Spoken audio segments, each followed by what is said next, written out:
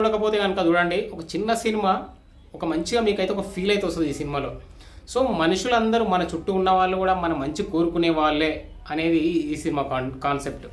So Sri Lanka నుంచి పారిపోయి వచ్చి తమిళనాడులో ఏదో విధంగా భారత్లో కలిసిపోవాలి అనే ఒక టూరిస్ట్ ఫ్యామిలీ, ఒక మిడిల్ క్లాస్ వాళ్ళు పడిన ఇబ్బందులు కావచ్చు, వాళ్ళతోని కలిసిపోయి ఇక్కడనే మనం ఉండాలి అనుకునేది ఏదైతే పాయింట్ ఉందో దాన్ని తీసుకొని కామెడీగా రాసుకున్నాడు చాలా బాగా ఈ కథని.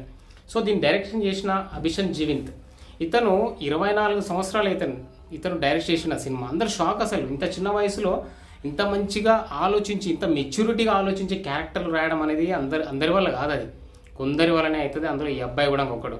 సో దీని గురించి రాజమౌళి గారు కూడా రీసెంట్గా దాన్ని అప్రిషియేట్ చేశారు, చాలా బాగుంది మూవీ అని. దాని తర్వాత అసలు నాని పర్సనల్గా కలిసి మరి తనని అప్రిషియేషన్ చేసిండు. సో సూపర్, ఇలాగే నువ్వు మంచి మంచి కథలు రాయి, ఏమైనా ఉన్నా కూడా నాకు కూడా రాయి కథలు, డెఫినెట్గా నేను కూడా ప్రొడ్యూస్ చేస్తా అని అన్నాడంట. ఎందుకంటే ఇంతకుముందు కోర్ట్ అనే సినిమా చూసినాం, చిన్న కథ, దానికి కూడా బాగా లాభాలు వచ్చినాయి. సో దానికి నానే ప్రొడ్యూస్ చేసిండు. సేమ్ అట్లనే మంచి కథలు ఉంటే డెఫినెట్గా నేనే ప్రొడ్యూస్ చేస్తాను అని కూడా చెప్పిండట. డైరెక్ట్గా తెలుగులో కూడా ప్లాన్ చేయి, నేను ఏం కావాలన్నా కూడా నేను ప్రొడ్యూస్ చేయగలుగుతా అని చెప్పేసి అయితే తనకి మాట ఇచ్చినంట. సో చూడండి, అంటే అంత చిన్న ఏజ్లో కూడా మెచ్యూరిటీ లెవెల్స్ అనేది నిజంగా హ్యాట్సప్ అని చెప్పాలంట అబ్బాయికి. సో మీరు సినిమా చూడని వాళ్ళు ఉంటే కనుక సినిమా చూడండి, బాగుంటుంది మూవీ మాత్రం, డెఫినెట్గా ఎంజాయ్ చేస్తారు. ప్రజెంట్ వచ్చేసి నెట్ఫ్లిక్స్లో స్ట్రీమ్ అవుతుంది ఈ మూవీ. చూడని వాళ్ళు ఉంటే మాత్రం డెఫినెట్గా చూసి కామెంట్ చేయండి. సో మీకు ఏమనిపిస్తుందని కూడా కామెంట్ చేయండి. జై హింద్.